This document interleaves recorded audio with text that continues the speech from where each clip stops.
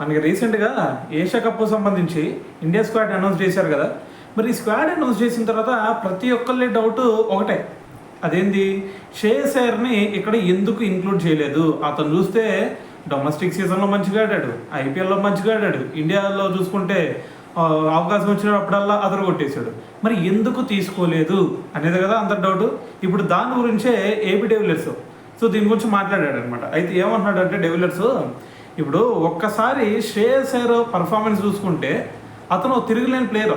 ఎందుకంటే అతను రీసెంట్గా ఐపీఎల్లో చూసుకున్నా సరే మంచి పర్ఫార్మెన్స్ ఇచ్చాడు. దాని తర్వాత మరి అతనిలో ఒక మంచి నాయకత్వ లక్షణాలు కూడా ఉన్నాయి.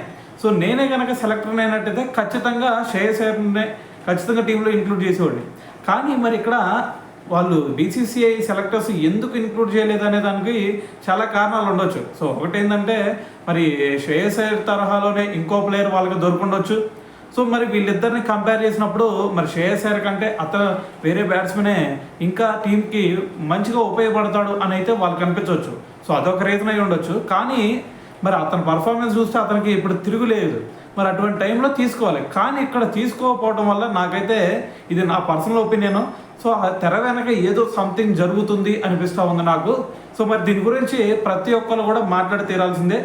మాట్లాడితే ఖచ్చితంగా ఏదో ఒక రోజు దీనికి ఒక ఆన్సర్ అయితే వచ్చింది అని చెప్పేసి ఏబీ డెవిలియర్స్ దీని గురించి అయితే మాట్లాడటం జరిగిందనమాట.